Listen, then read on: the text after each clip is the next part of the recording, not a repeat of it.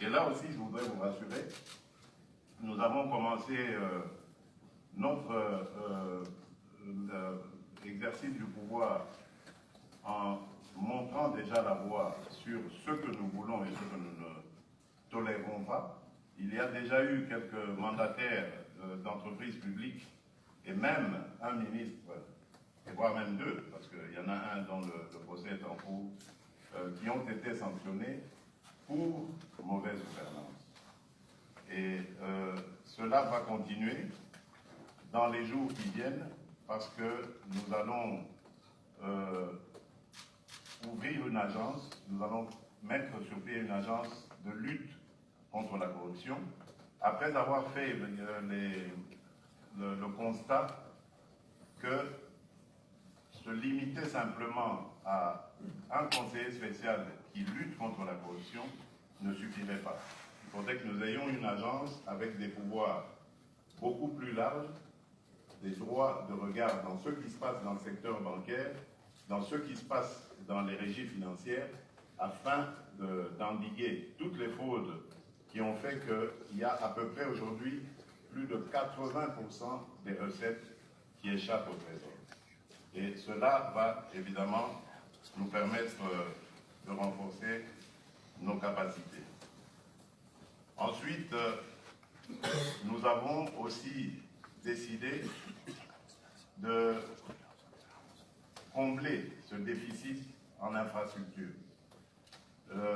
Déjà d'emblée, en commençant mon mandat, avec le peu de moyens que j'avais trouvé à notre disposition, je me suis lancé dans une politique dite des 100 jours. 100 jours, programme de 100 jours, programme d'urgence.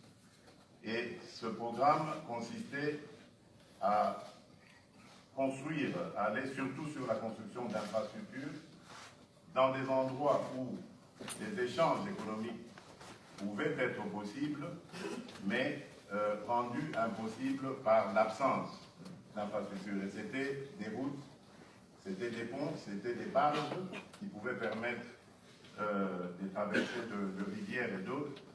Donc cela nous a conduit à réaliser certaines choses qui ont eu un impact assez sérieux, assez considérable sur l'économie. Mais nous entendons continuer. Nous entendons continuer parce que ce n'est qu'en multipliant ce genre d'initiatives, comme vous le savez, que nous favoriserons évidemment l'échange national, la libre circulation des biens et des personnes, la facilité. Et pour cela, nous avons aussi mis un accent assez important sur l'éducation et la santé. Cela découle du fait que nous pensons que l'homme congolais est le centre et même le vecteur de tout développement dans notre pays. Or, jusqu'à ce stade, l'homme congolais avait souffert de beaucoup de frustrations.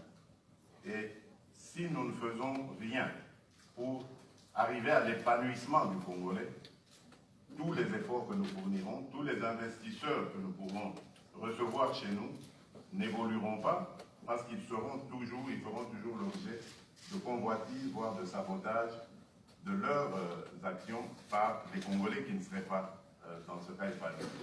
Le président de la FEB a parlé de main-d'œuvre qualifiée. Nous allons mettre l'accent sur la formation professionnelle.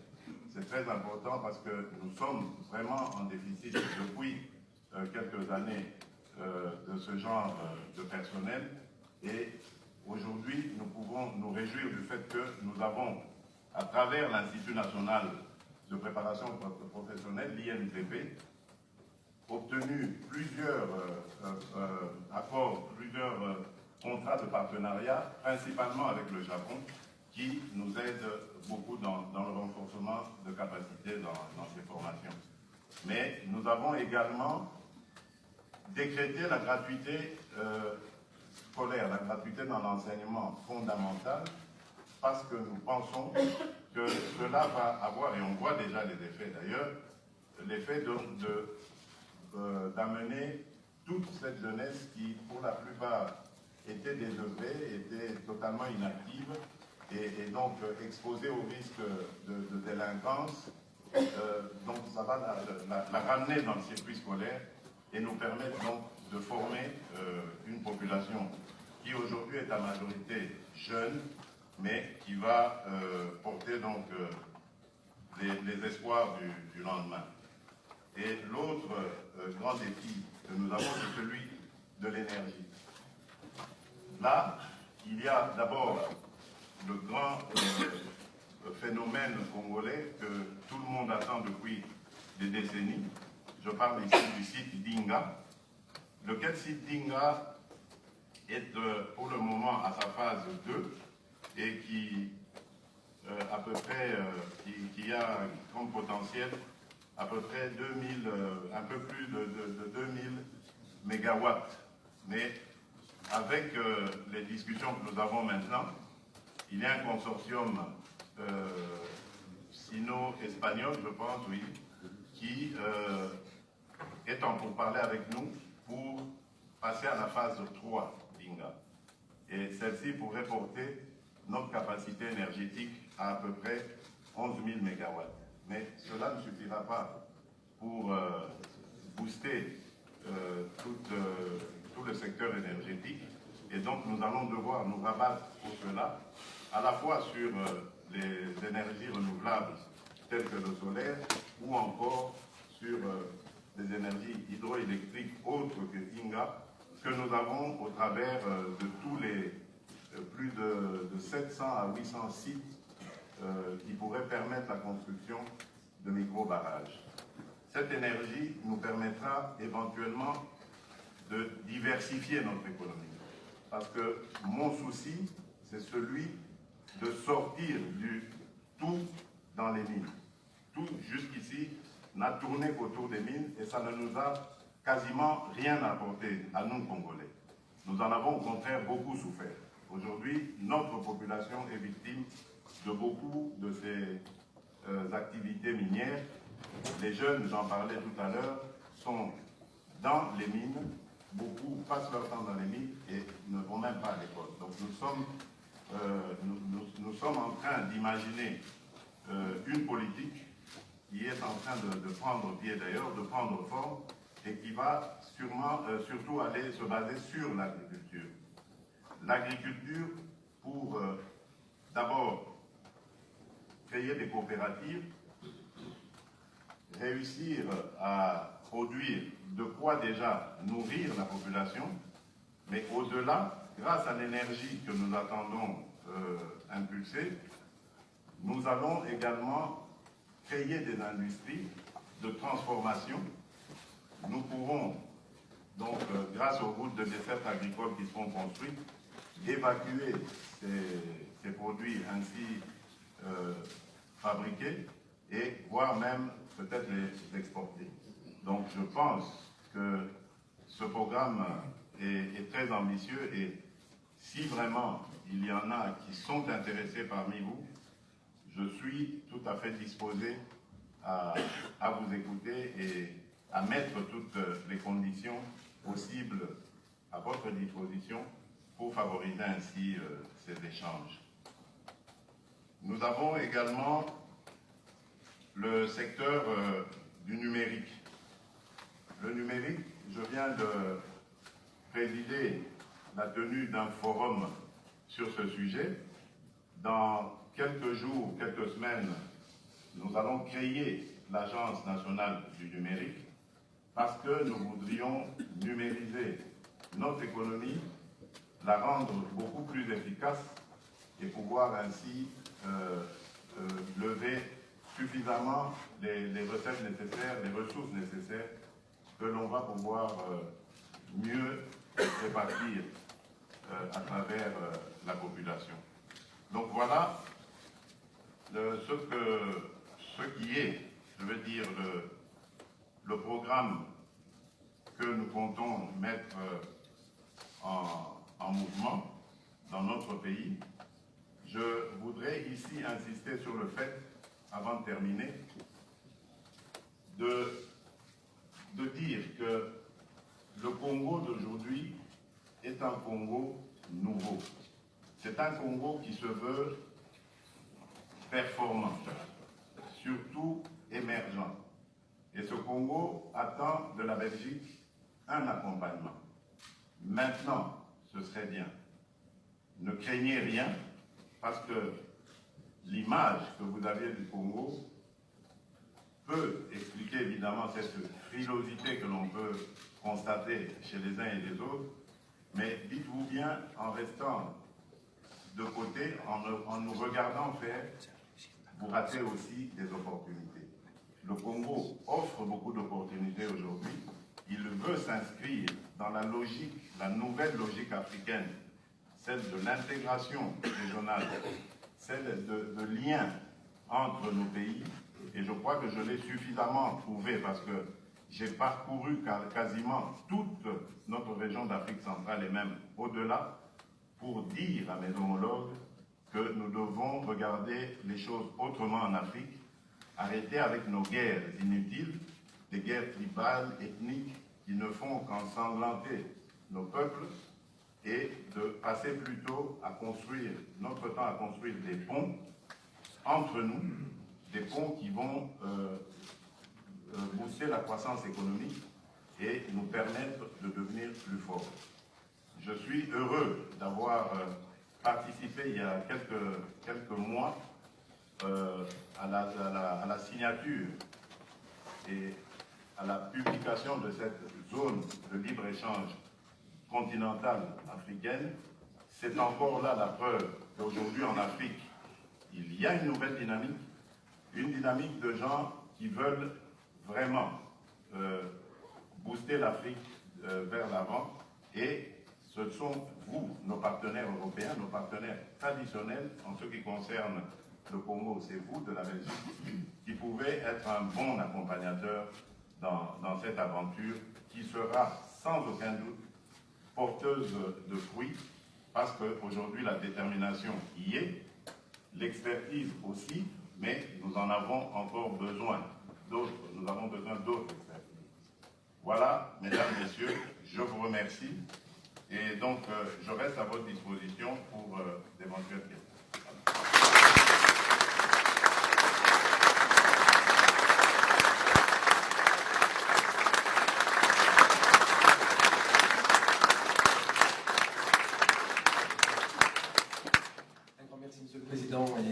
Monsieur le Président a gentiment accepté de répondre à quelques questions de l'audience. Donc je vais me permettre de prendre peut-être 2-3 questions maximum. Je vais inviter le Président à y répondre. Qui souhaite poser la première question? Je me permettrai de demander de vous présenter et de poser une brève question sans faire de longues déclarations. Merci. Alors la première question.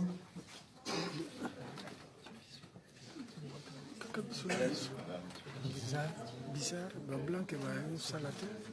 Je m'appelle Edouard Daniel Katinga.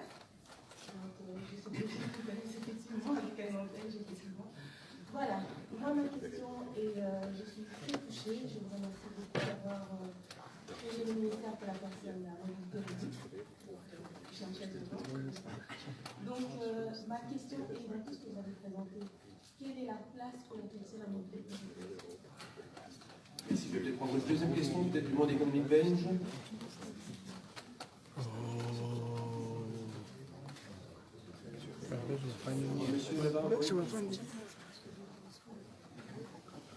Belge bavandi nye kaka biso na biso ndenge bozomona. Merci.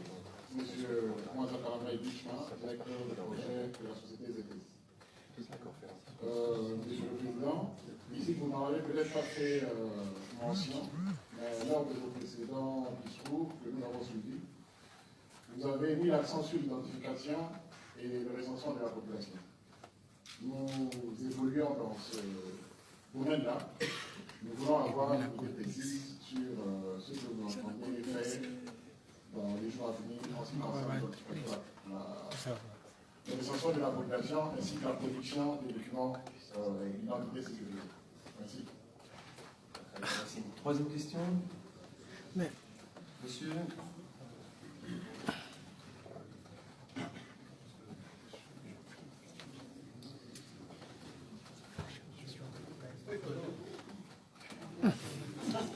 Monsieur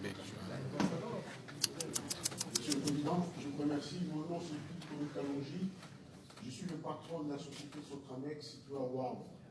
Nous travaillons essentiellement vers l'Afrique et pour l'exportation des équipements industriels pour la maintenance plus. Et nous sommes également investis dans le secteur du crude oil, donc le pétrole brut. Nous achetons pour le raffinerie. Ma question, c'est justement par rapport à l'intervention du pouvoir au bénéfice de nos clients africains. Vous allez avoir des entretiens que vous avez déjà eus avec les autorités belges. Envisagez-vous relancer ou le déploiement de l'intervention du pouvoir dans le premier congrès? Je profite par rapport au pétrole. Dans le développement de provinces, il existe maintenant un sérieux problème d'approvisionnement des énergies. Alors, vous savez que la plupart des produits importés, soit 80%, sont consommés. Est-ce que vous pouvez poser votre question, s'il vous plaît? Parce que merci. Voilà, c'est pour dire que quelle stratégie comptez-vous mettre en place pour l'approvisionnement des produits? Ça va profiter aux investisseurs en appelant aux produits à fabriquer. Et deuxièmement, il existe maintenant des anomalies sérieuses. Une dernière question, s'il vous plaît. Dans la structure de prix, et c'est un frein à l'évolution de l'économie. Donc nous aimerions que vous puissiez nous dire qu'est-ce que vous envisagez de faire. Merci. Et toute dernière question, M. Daguerre. Merci, Monsieur le Président. Je suis persuadé que nombreux sont les Belges et les entrepreneurs belges qui veulent aider au développement du Congo. Il y a naturellement toujours une chose à faire, c'est un visa. Est-ce qu'il y aura une possibilité d'avoir un visa plus aisé, plus facile à avoir pour les entrepreneurs qui veulent?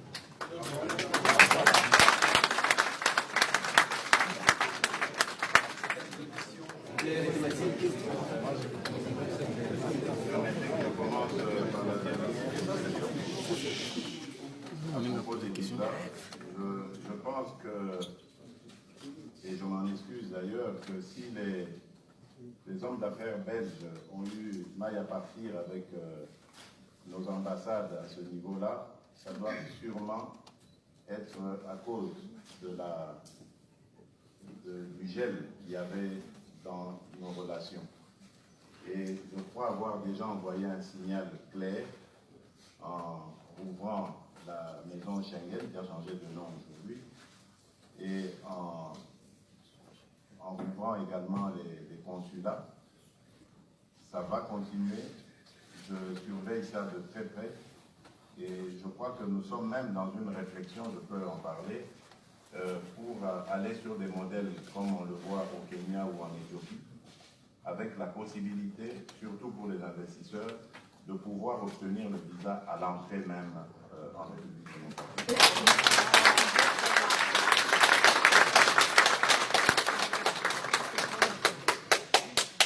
Madame, en venir à votre question, je vais demander votre indulgence. C'est vrai que pendant des décennies, nous n'avons pas beaucoup mis de moyens pour les personnes à mobilité réduite, mais bien d'autres aussi, que l'on dit vulnérables. Hein, je pense ici aux albinos, par exemple, et bien d'autres, des sourds, des muets. Mais si j'ai voulu personnellement choisir cette personne, cette dame, c'est parce que d'abord je l'ai connue il n'y a pas très longtemps, le jour où j'ai reçu les femmes lors de la journée internationale des droits de la femme. Elle m'avait fait une excellente impression et je me suis dit qu'on ne peut pas, parce qu'elle avait fait aussi son intervention, et je me suis dit on ne peut pas imaginer un gouvernement sans une dame d'aussi grande valeur. Elle avait des idées sur la prise en charge, sur la politique prenant en charge les personnes à mobilité réduite. Et je pense que nous allons travailler ensemble, avec elle surtout, pour elle nous aide à sortir de ça. Vous savez, chez nous, c'est à la fois culturel et aussi technique.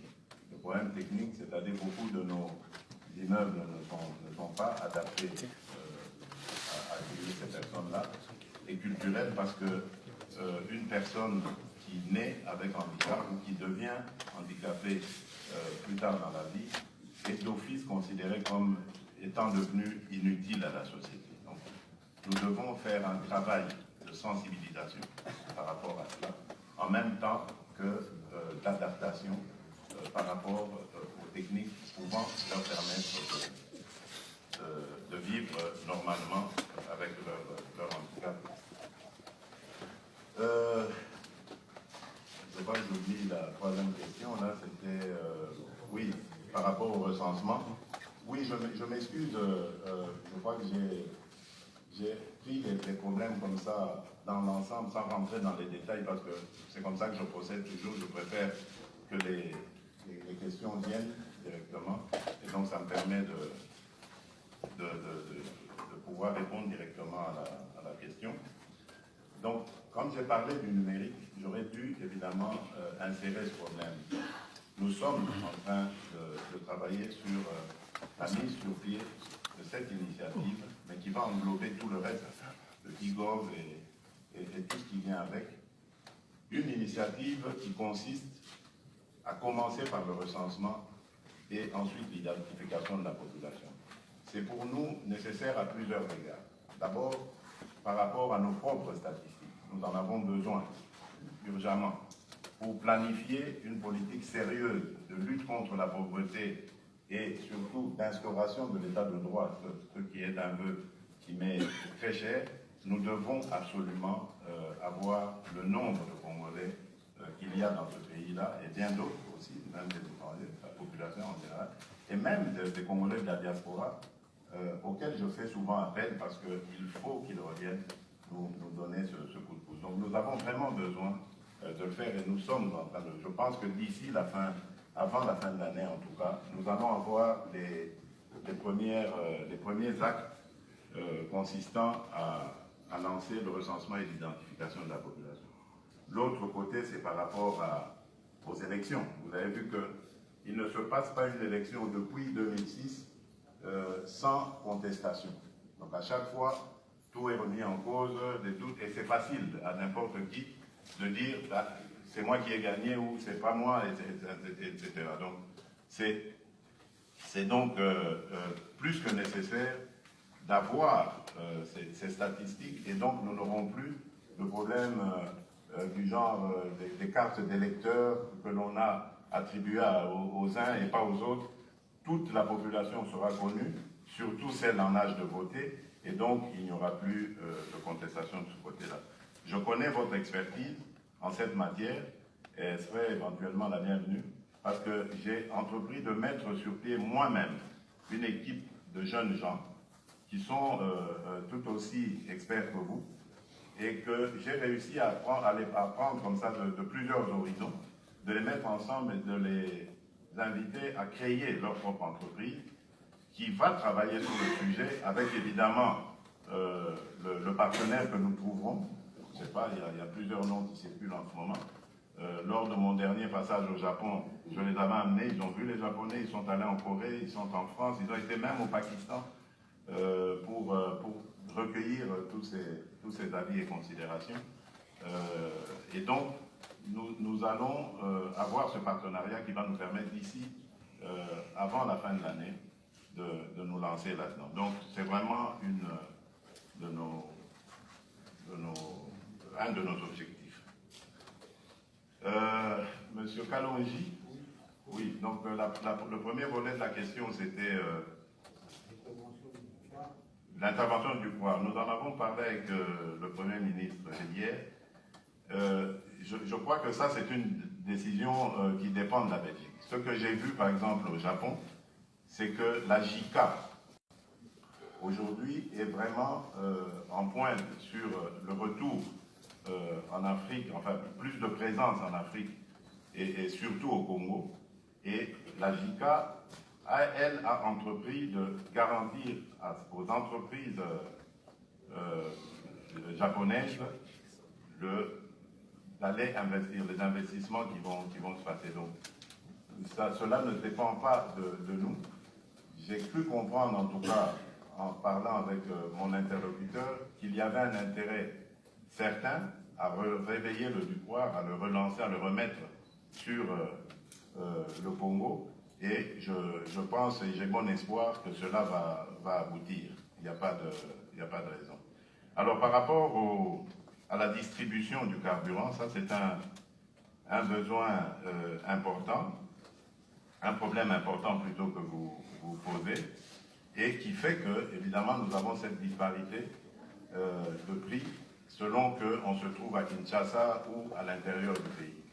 Nous avons plusieurs possibilités. Il y a la possibilité déjà que nous avons envisagé des infrastructures, de les améliorer davantage, parce que c'est à cause de cela aussi que lorsqu'on les répercute sur les prix, le coût du carburant, et c'est ce qui fait que ça revient beaucoup plus cher, mais également il y a la construction de pipelines. Nous sommes en pourparlers avec de partenaires importants avec lesquels nous voulons nous lancer dans cette aventure de pipeline qui va faire beaucoup de bien à notre économie. Idem pour la structure des prix, qui pose également un sérieux problème, mais là, je préfère laisser à la nouvelle équipe gouvernementale qui est mise en place le soin de terminer la mission que je leur ai donnée à propos de la structure des prix. Parce qu'il y a à boire et à manger là-dedans. Donc, on ne va pas s'en sortir si chacun y va avec ses recommandations. Ici, je préfère attendre que le travail que j'ai donné à la nouvelle ministre de l'économie nationale, de me faire le rapport, ainsi je pourrai en savoir plus. De toutes les manières, vous aurez très bientôt de nos nouvelles parce que cela fait partie d'une de nos priorités. Nous savons très bien que ça aura une incidence positive sur le prix des denrées de première nécessité. Voilà ce que je peux dire à ce stade, en espérant avoir répondu à vos préoccupations et en vous remerciant pour votre attention et surtout pour l'intérêt que vous manifestez envers notre pays, la République démocratique du Congo. Je vous remercie.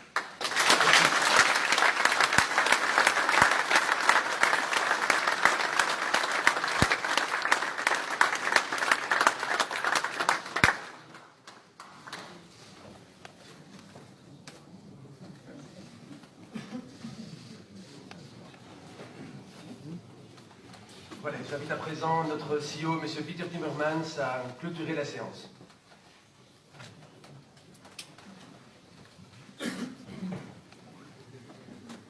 Monsieur le Président, Votre Excellence, chers invités, en vos titres et qualités, Mesdames, Messieurs,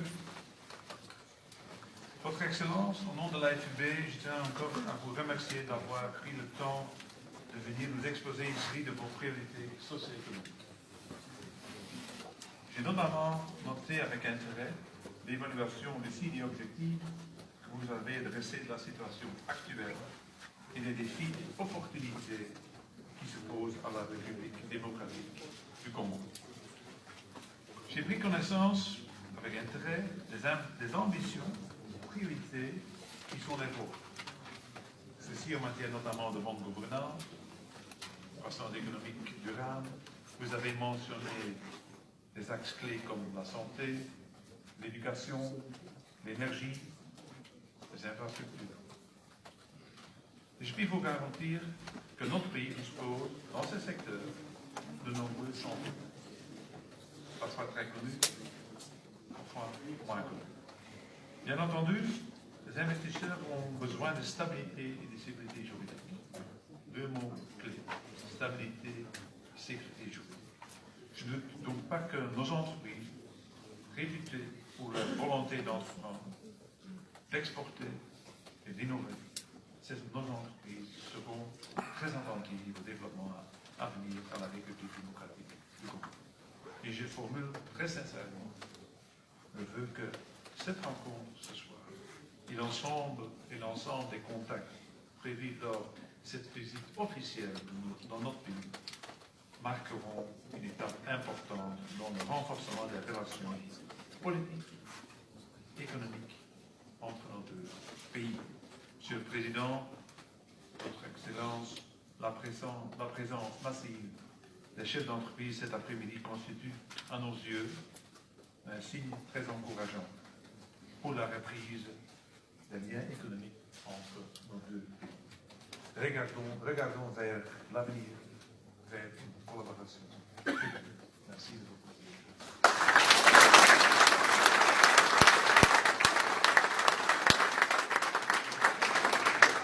Voilà, mesdames, messieurs, monsieur le Président, nous sommes arrivés à la fin de cette séance. Un grand merci de votre présence si nombreuse. Une communication pratique pour des raisons de sécurité notamment. Je vais vous demander de rester assis le temps que son Excellence et sa suite puissent quitter la salle pour ensuite quitter la salle et prendre un verre entre les délégations belges-congolaises. Un grand merci. Merci de rester assis.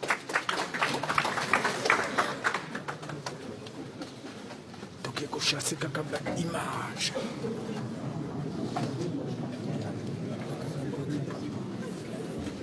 Ja, voor meer de kern kunnen ze wel doorgaan. Boulot ekotikala kaka boulot biso toza bachasseur d'image malgré que bosali tokoluka kaka image mpona bino chasseur d'image.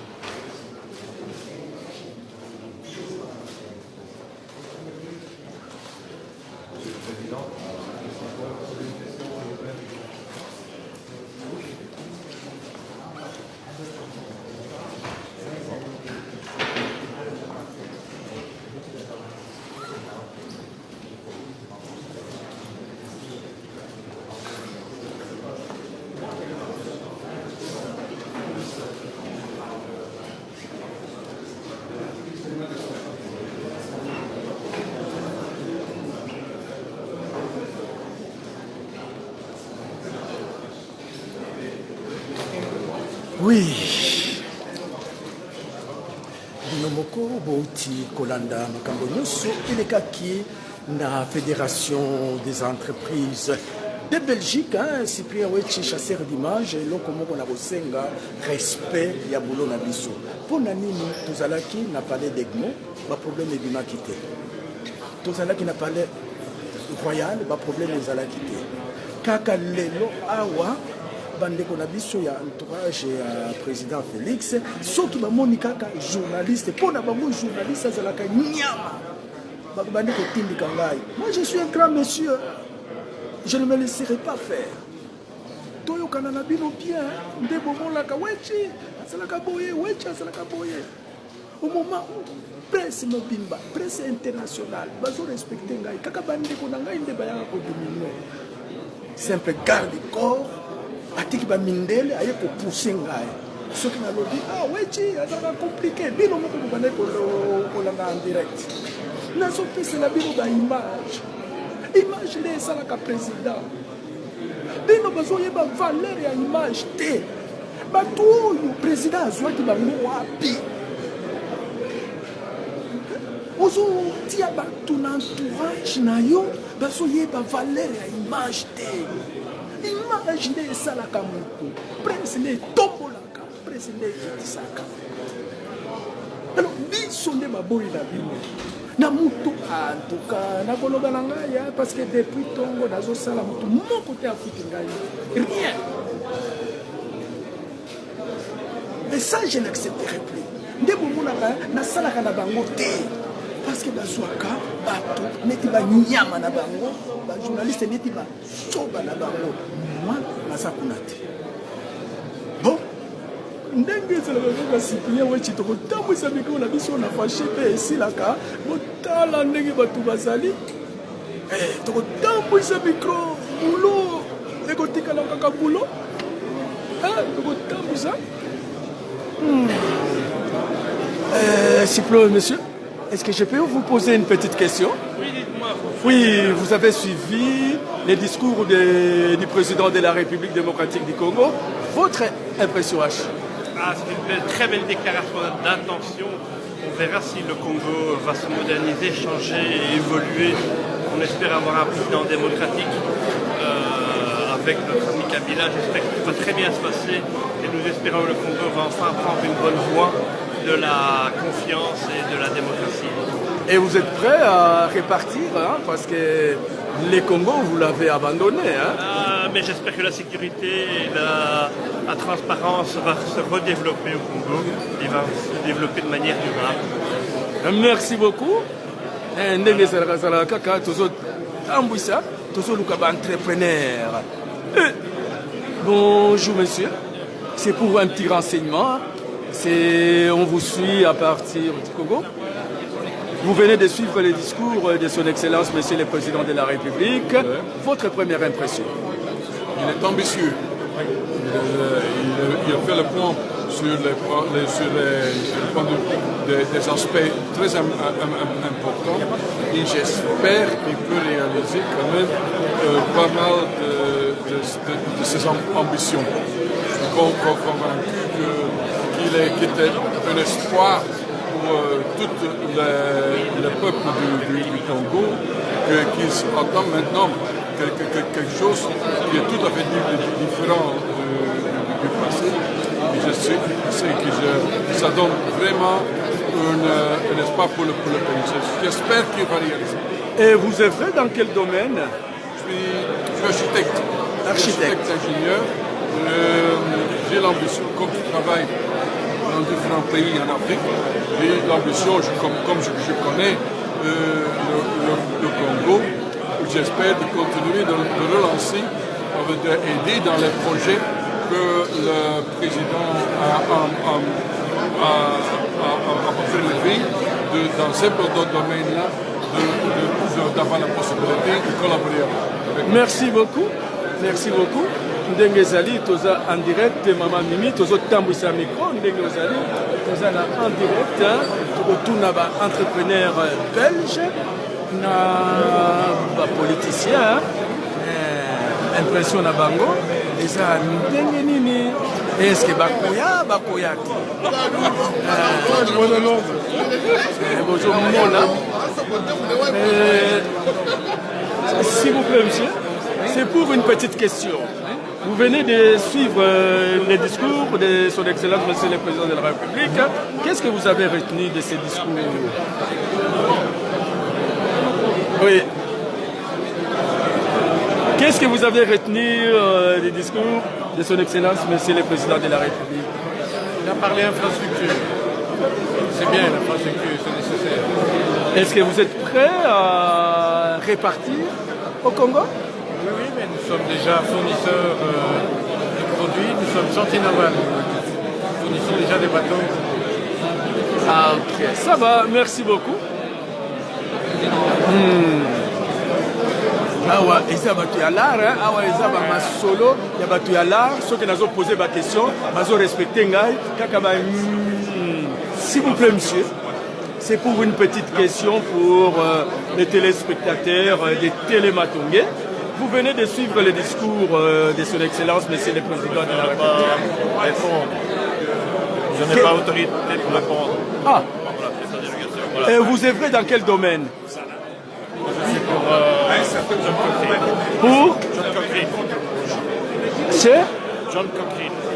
Ah, John Cochrane. Est-ce que vous êtes prêt à répartir au Congo ou vous êtes au Congo? Moi, je suis au Congo depuis 1984. Ok, merci beaucoup. Tozotambwisa micro. Omoni Mbele alobi à répondre avec gentillesse nyonso. Mais ce qui est comme pas à bande konabiso, s'il vous plaît monsieur, une petite question. Une petite question. Oui, oui. Posez les questions. Moi, je pose les questions. Ah, vous posez les questions. Vous venez de suivre les discours de son Excellence, Monsieur le Président de la République. Quelle est votre première impression? Il parle très bien. Quoi? Qu'est-ce que je dois dire? C'était bien. Je suis surpris qu'il parle bien et qu'il communique bien. Des choses qu'il veut réaliser. J'ai remarqué une chose que moi je pense qu'il a réellement besoin, c'est un nouveau marché. Ça va. Et vous êtes dans quel domaine? Je suis dans le domaine de l'alimentaire. L'alimentaire. L'alimentaire. Et je peux dire plus, je peux dire en quelques mots ce qu'il a besoin. Pardon? Je peux dire en quelques mots ce qu'il a besoin. J'ai pas... Vous filmez maintenant? Oui. Attends. Oui.